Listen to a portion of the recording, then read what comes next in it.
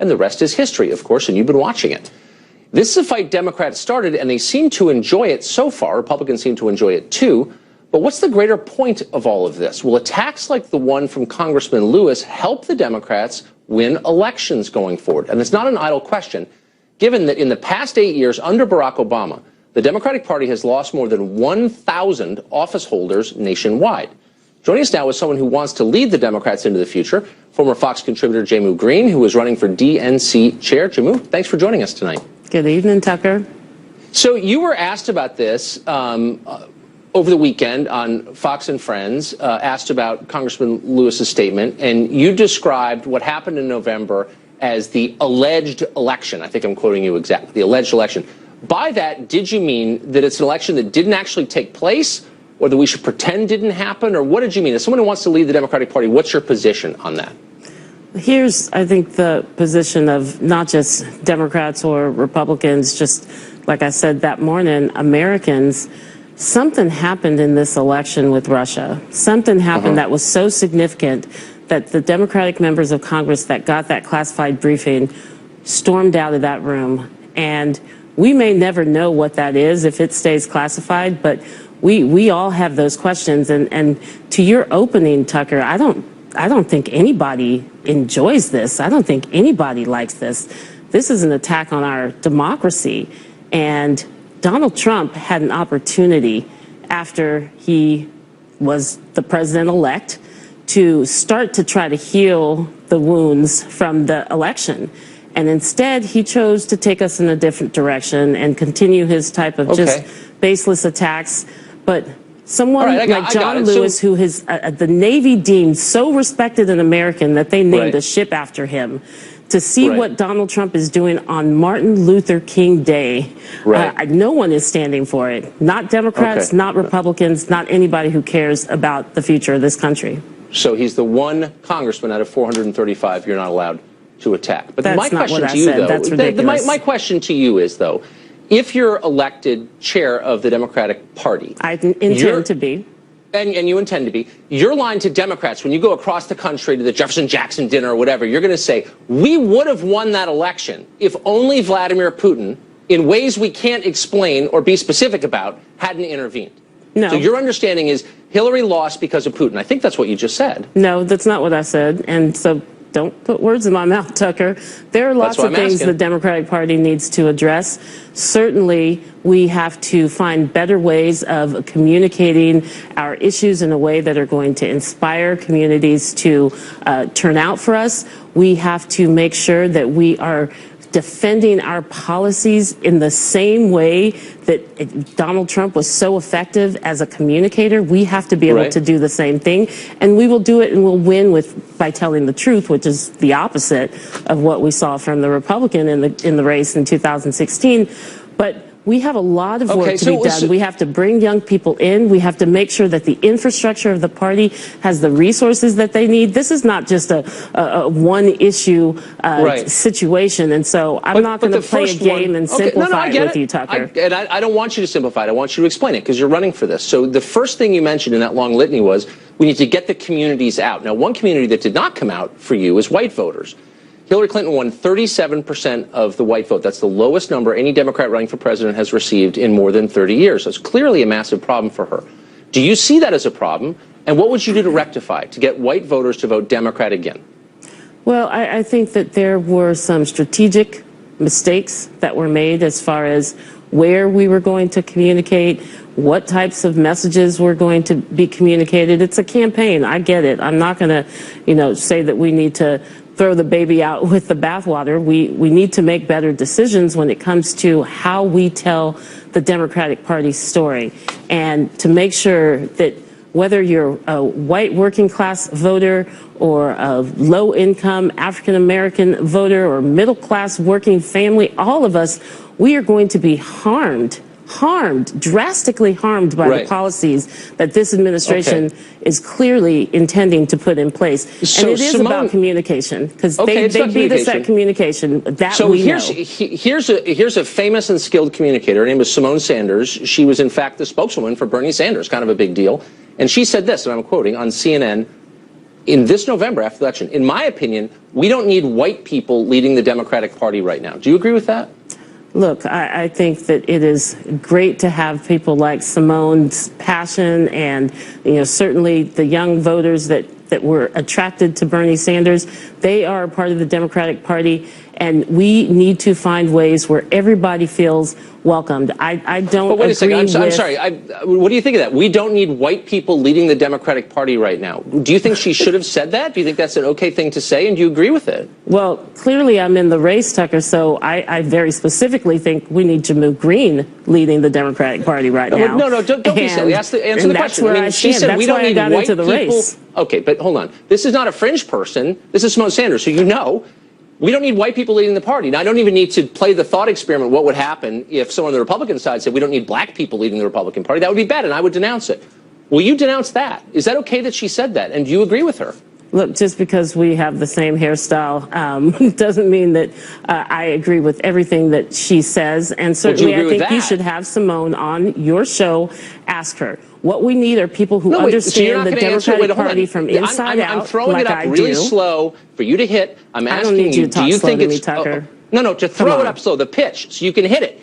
Do you think it's okay to say we don't need white people leading the Democratic Party? And I'm expecting you're going to say that's an appalling thing to say. You can't say that about an entire racial group. Go ahead. It's not the right message that needs to be out there right now. But is it wrong to say that? What do you mean not the right message? Is it a good thing to say, or is that an immoral thing? I mean, can you imagine saying that yourself? It's not what I believe. It's not what I believe. Okay. So I don't know why I'm having a conversation with you about what another African-American woman said. Well, I explained it to you at the beginning. We don't all think and say the same things. Of course, I'm not suggesting that. Hillary Clinton, who's not an African-American woman, said in April during the campaign, she said, and I think I'm quoting her, we need to recognize white people, our own privilege, and practice humility.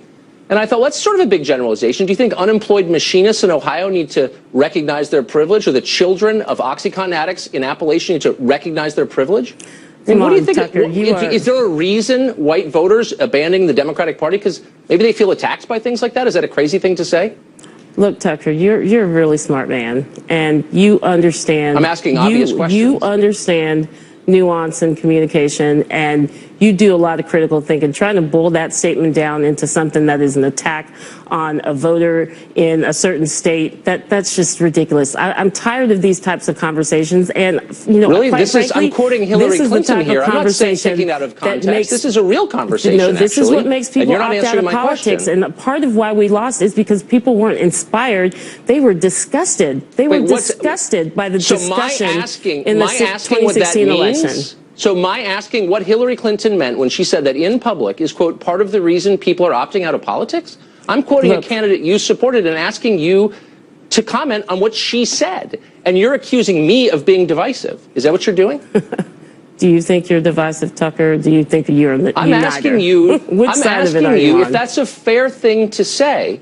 And my own view, as you can probably tell from my tone, is that's an awful thing to say about people based on their skin color. It is absolutely fair to acknowledge that there are issues of white privilege out there that concern very specific communities, and they're based in reality. But it is also absolutely fair and something that I think Democrats understand about the pain that all Americans are going through. But I'm not going to sit here and have this conversation that conservatives, Republicans want the Democratic Party to be having and to divide us in this way.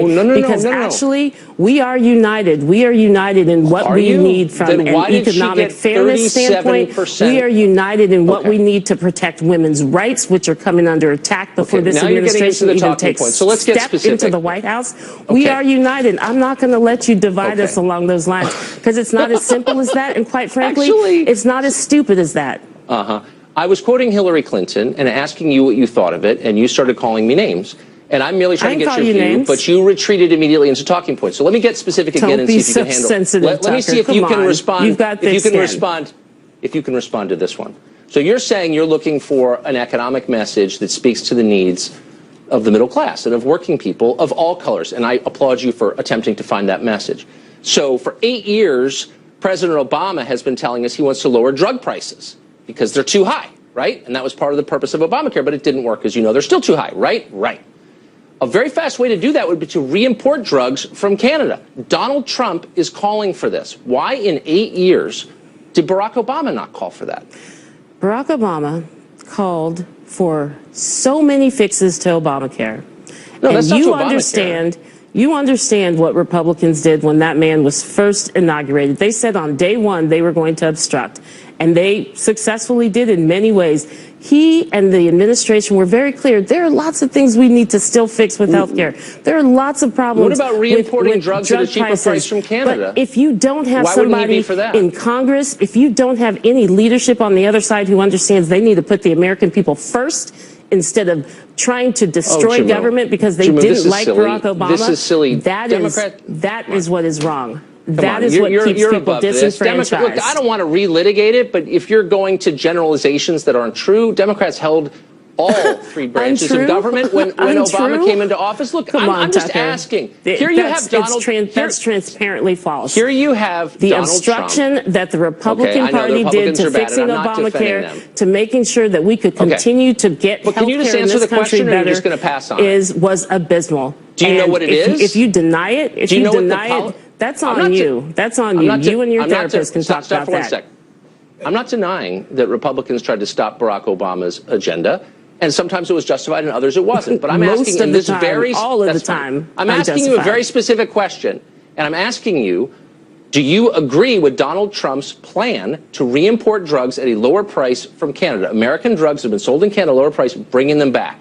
The pharmaceutical companies are against it. Obama did not push for it. Trump is now pushing for it. What's your response to that? Are you for that or against it? Simple question. I haven't seen the exact plan you're talking about, so I'm not going to play this gotcha game. I'm not going to sit here and cheerlead somebody who is refusing to even celebrate Martin Luther King Day and understand that Why do you always bring it back to race? I'm asking you about economics. That's where this segment started, Tucker. You're the one who picked the topic. I didn't. I'm asking you about health care. I'm asking you about lowering drug prices. And Trump, look, I'm not endorsing everything Trump does. I'm just saying here he's doing something that overlaps with what Democrats have wanted to do for a long time, decades. And he's saying, yeah, let's do it. And I'm asking you, are you for it or not? Are you so partisan that you can't just say, yeah, I don't like Trump, but that's a good idea? But you can't.